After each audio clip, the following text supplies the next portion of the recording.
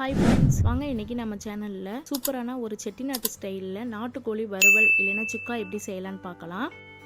இந்த வறுவல் செய்யறதுக்கு வீட்லயே ஒரு மசாலா ரெடி பண்ணனும். அதுக்கு ஒரு pan எடுத்து வச்சுக்கிறேன். 2 ஸ்பூன் மல்லி சேர்த்துக்கறணும். வரமல்லி வீட்ல இருக்குங்கள அது சேர்த்துக்கறணும். லோ ஃப்ளேம்லயே வச்சிட்டு வறுத்துக்கோங்க. லைட்டா ரோஸ்ட் ஆனதுக்கு அப்புறம் 1 ஸ்பூன் மிளகு சேர்த்துக்கோங்க. 1 ஸ்பூன் சோம்பு, 1 ஸ்பூன் சீரகம், 1 கொத்து கருவேப்பிலை, நான் 2 வரமிளகாய் சேர்த்துருக்கிறேன். நீங்கள் உங்களுக்கு ஸ்பைசி இன்னும் ஸ்பைசி கூடுதலாக வேணும் அப்படின்னா நீங்கள் 4-5 வரமிளகாய் சேர்த்துக்கலாம். கருகிடக்கூடாது. லைட்டாக நல்லா ரோஸ்ட் ஆனதுக்கப்புறம் இதை ஒரு பிளேட்டுக்கு மாற்றிக்கிடலாம். இப்போ இதை நல்லா ஆறுனதுக்கப்புறம் ஒரு மிக்சி ஜாரில் போட்டு கொரப்பாக அரைச்சி எடுத்துக்கிடலாம். இந்த லெவலில் இருக்கணும், கொரப்பாக தான் இருக்கணும், ரொம்ப நைஸாக அரைச்சிடக்கூடாது. இப்போ இந்த வறுவல் செய்கிறதுக்கு இஞ்சி பூண்டு நான் இடித்து எடுத்துக்க போகிறேன். 2 துண்டு இஞ்சி, 3 பல் பூண்டு சேர்த்து நல்லா இடித்து எடுத்துக்க போகிறேன். இடித்து சேர்க்கும் போது ஃப்ளேவர் நல்லாயிருக்கும். இஞ்சி பூண்டு பேஸ்ட் இருந்தாலும் நீங்கள் சேர்த்துக்கோங்க. 4-5 சின்ன வெங்காயம் உரிச்சு அதையும் நல்லா இடிச்சு சேர்த்துக்கிறேன். இல்லைன்னா மிக்சியில் நீங்கள் சின்ன வெங்காயத்தையும் இஞ்சி பூண்டையும் அப்படியே மிக்சியில் ஒரு பல்ஸ் விட்டு எடுத்துக்கிறங்க. இப்போ ஸ்டவ் ஆன் பண்ணி ஒரு கடாயை வச்சுக்கோங்க. கடாய் நல்லா சூடானதுக்கப்புறம் நல்லெண்ணெய் சேர்த்துக்கோங்க. நாட்டுக்கோழிக்கு நல்லெண்ணெய் சேர்த்துக்கிட்டா தான் டேஸ்ட்டாக இருக்கும், சூடும் பிடிக்காது. எண்ணெய் நல்லா சூடானதுக்கப்புறம் ஸ்பைசஸ்லாம் உள்ளே சேர்த்துக்கோங்க. பட்டை, கிராம்பு, பிரிஞ்சி எல்லாம் இதெல்லாம் உள்ளே சேர்த்துக்கோங்க.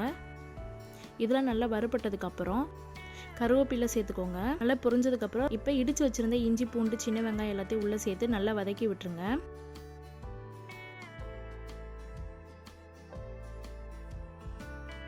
நல்லா கலந்து விட்டுட்டே வாங்க. எண்ணெயிலே நல்லா ரோஸ்ட் ஆனதுக்கப்புறம் பெரிய வெங்காயம் கட் பண்ணி உள்ளே சேர்த்துக்கோங்க.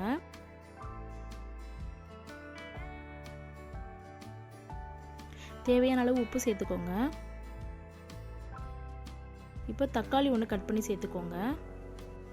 எண்ணெயிலே எல்லாம் வதங்கி வரட்டும், நல்லா வதக்கி விட்டுருங்க. எல்லாம் வதங்கினதுக்கு அப்புறம் 1/4 ஸ்பூன் மஞ்சத்தூள் சேர்த்துக்கோங்க. அதையும் நல்லா கலந்து விட்டுருங்க. 1 ஸ்பூன் சில்லி பவுடர் சேர்த்துக்கோங்க. வீட்டு மிளகாய் தூள் சேர்த்துக்கோங்க.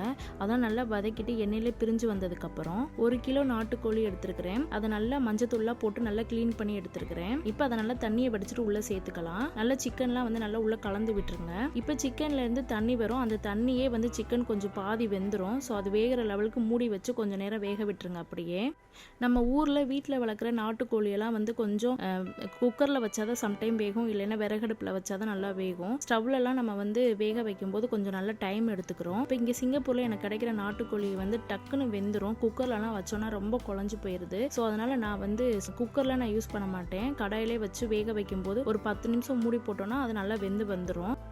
இப்போ சிக்கன் நல்லா வந்துருச்சு. இந்த தண்ணியெல்லாம் ஃபுல்லாக ட்ரை ஆகட்டும். எக்ஸ்ட்ரா நான் தண்ணி எதுவும் சேர்க்கலை. இதுலேயே சிக்கன் நல்லா வந்துருச்சு. இப்போ ஒரு பக்கம் ரசம் வச்சுட்டேன். நான் ட்ரை ரோஸ்ட்டாக தான் எடுத்துக்க போகிறேன். ஸோ அதனால் நான் எக்ஸ்ட்ரா எதுவும் தண்ணி ஆட் பண்ணலை. இப்போ நம்ம பவுடர் பண்ணி வச்சுருந்த மசாலாவை உள்ளே சேர்த்துக்கலாம். சேர்த்துட்டு நல்லா எண்ணெயிலே கலந்து விடுங்க.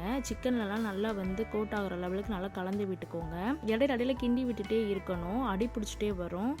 இந்த மசாலா பவுடர் சிக்கனோட நல்லா கோட்டாகி வந்துடும். அவ்வளோதாங்க, செட்டிநாடு ஸ்டைலில் நாட்டுக்கோழி வறுவல் சூப்பராக ரெடி ஆயிருச்சு. இதை நம்ம ரச சாதம் இதுங்களோட வச்சு சாப்பிட்றதுக்கும் டேஸ்ட்டாக இருக்கும். இல்லைன்னா எல்லா குழம்போடையும் சைடிஷாக வச்சு சாப்பிட்றதுக்கு டேஸ்ட்டாக இருக்கும். நீங்களும் இந்த ரெசிபியை வீட்டில் ட்ரை பண்ணி பாருங்க. இந்த வீடியோ பிடிச்சிருந்துச்சுன்னா என்னோட சேனலை சப்ஸ்கிரைப் பண்ணிக்கோங்க. என்னோட சேனலை ஃபஸ்ட் டைம் பார்க்குறீங்கன்னா சப்ஸ்கிரைப் பண்ணிக்கோங்க. கூடவே பெல் பட்டனை கிளிக் பண்ணிக்கோங்க. அப்போ தான் நான் போடுற வீடியோஸ்லாம் உங்களுக்கு நோட்டிஃபிகேஷனாக வரும். தேங்க்யூ ஃபார் வாட்சிங்.